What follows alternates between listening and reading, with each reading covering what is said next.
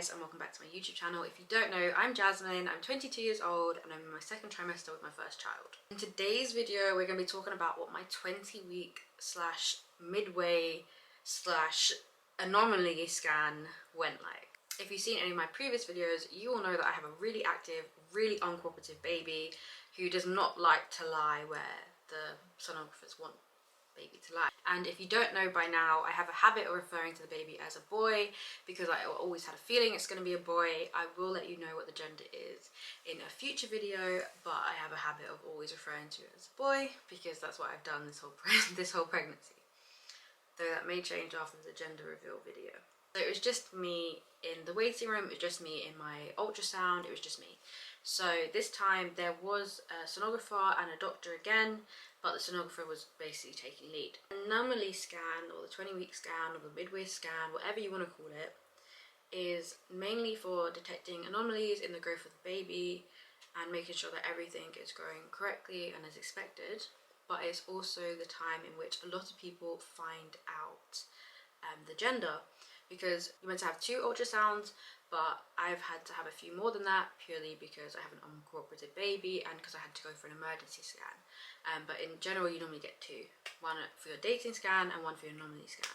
So dating scan's normally at 12 weeks and your anomaly scan's about 20 weeks. So this was my really only chance to find out the gender, and as Corona has kind of changed the complete pregnancy process and experience that I've had, I haven't been able to share much with other people. I've had to kind of experience my pregnancy on my own. Because of this, it was really important for me to ask the sonographer and explain to them, like, I know that this scan is to make sure everything's fine with baby, and that is my main priority, and I know it's their main priority, but if they are able to detect the gender, could they refrain from letting me know what the gender is and actually write it down on a little card that I bought for me, so I can put it in the envelope and I can give it to my sister, and I can enjoy sharing that moment of finding out the gender with some other people. I had planned to do a gender reveal party or some type of gathering just to share at least some part of my pregnancy with other people.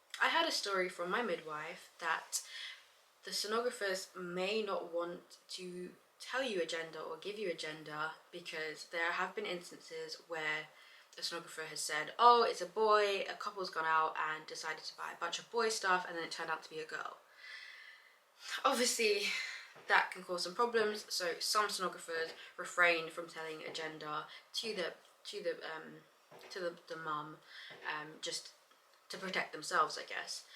That is not what I wanted. I really didn't want to have that. I wanted to at least know and share that moment of knowing with other people involved, because like I said previously, my child's father hasn't been able to come to any of my sessions with me, my sister hasn't been able to come to any sessions with me, any scans, anything like that, so it has just been me by myself, and this would be something that I do get to share with other people. I'd actually asked a few other midwives and antenatal workers what they thought would be the best way to ensure that I did get a sonographer who would write down the gender for me, so at least I could share some aspect of my pregnancy with family members, my child's father, and some friends. They gave me some tips which I'll tell you about a little bit later, but anyway, back to the point at hand. So I did say to her at the start, if you can write down the gender for me and refrain from telling me what it is, I'd really appreciate it. Throughout my whole pregnancy, I had been told, you look really small, or oh, you're barely showing. Like, if I didn't know, I wouldn't know you were pregnant.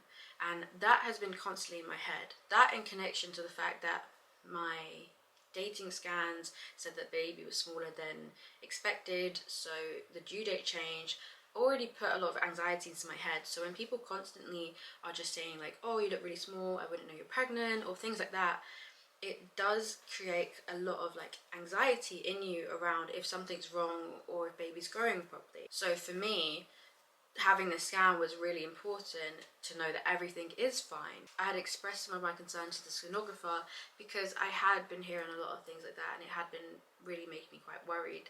And she said, don't compare yourself to anyone's pregnancy. So this is something I want to share with you guys. If you do experience those kind of things that I was experiencing, do not, I know it's really hard, but do not let them into your bubble, because every woman is different. So my pregnancy experience may be different to your pregnancy experience. Someone else's pregnancy experience will be different to theirs. And you've got to remember, every pregnancy is unique. So some people may get really giant bellies. Maybe it's their second or third pregnancy, so their body changes quicker than yours does. Everyone's body is different, everyone's genetic makeup is different, everyone's reaction to things is different. So do not try, and I know it's really hard, but don't let those comments get to you. As long as you're taking your pregnancy multivitamins and whatever you've been told to take, and you're going to your appointments, you're doing what you can. Do not let people's negativity or people's comments affect how you feel and stress you out. I know it's really hard, and I know it's easier said than done, but don't let it happen. Your pregnancy is your pregnancy, and that's a unique experience to you. During this scan, it was a bit longer than some of the other scans because they were actually going around and checking everything. So we were checking for kidneys, nostrils, bladders, your lips, your chin. She actually showed me the facial structure, the spine, the legs, like the shin, the thighs, where everything was. The arms, the brains, the head, the 4 chambers of the heart, and making sure that all of the like ventricles and those things were there and right. That did take a while for us to actually confirm, because my baby likes to lie wherever he feels like. But just checking that everything is as it should be, and there's nothing that is cause for concern. My child was defo inside my belly, pushing back against what this woman was trying to do. I could really feel how difficult baby is going to be.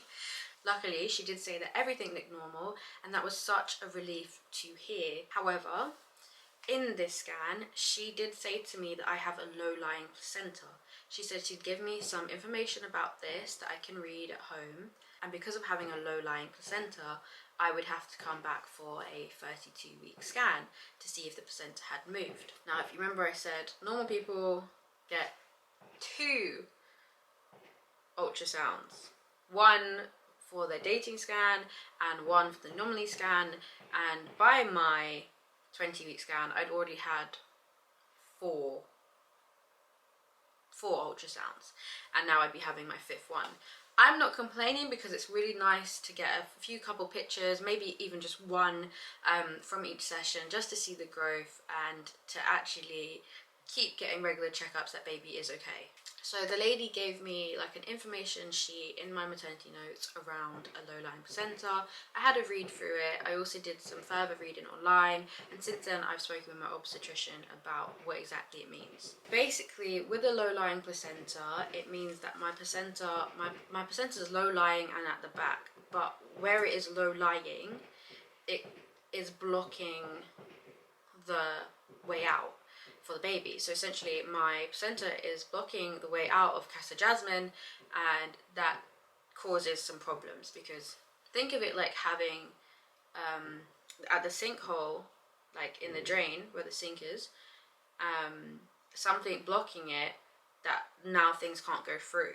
That's essentially what's happening. So the baby's way out is obscured or blocked at the moment, but it may move. So when I had the sheet and when I read it, I had only the understanding from the sheet. No one really explained it to me in depth. From speaking with my obstetrician, I got some more information, because I was under the impression that your placenta is this like bag of stuff that's floating around, that's like freely moving.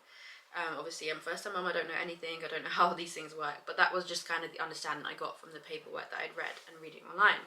Turns out from speaking with my obstetrician that actually the placenta is attached at a fixed point. I would love to show you his drawing that he did in my maternity notes, but it's not the best, so hopefully I can find a diagram online. But this is your womb, and the placenta is attached at a point, and say this is the exit here. The placenta will be whatever, and it can be blocking the way out. The reason they say that they want to check at 32 weeks if the placenta has moved is not because the placenta is actually going to move from where it's attached. It's still going to remain attached in that same point, but the distance between where it's attached and the exit is going to have stretch as the womb continues to expand. That cleared that up for me, and hopefully that helped you understand a little bit more. If you do have a low-lying placenta like me, they will check it at 32 weeks, and at 32 weeks, if it's still low-lying, if it's still something they're concerned about, they will check again a week or two later, around 34, 35 weeks, something like that. And they will continue to do this until they decide whether you are able to have a vaginal birth or whether you need to have a C-section. If you're anything like me, it's really easy to freak yourself out about these kind of things, but the best thing to do is reassure yourself. They know that you have a low-lying placenta. They know what is going on, and that's what's important. It's better that they know it now than not know it and not be able to be prepared. At least they know it early and we can have things in place. And to reassure you, you will have another scan. They will be checking on you about this, and they will find the best option for you, whether that is that you need to have a C-section, because that's still a possibility for me that I will need a C-section. And if I do, I'll talk about what that experience of planning that was like. With the C-section, it would be more of a planned operation rather than a vaginal birth. But do not worry too much about it. I will show you a picture of the latest ultrasound, and you can really see baby's little button nose, and honestly I can just tell that baby's gonna have a cute little button nose just like me. But yeah, that was my experience with my Anomaly Scan at 20 weeks and finding out about having a low-lying placenta. If you have any questions regarding anything, definitely put it down in the comment box down below. Don't forget to like and subscribe. Hit the notification bell if you'd like to be notified when I upload a new video.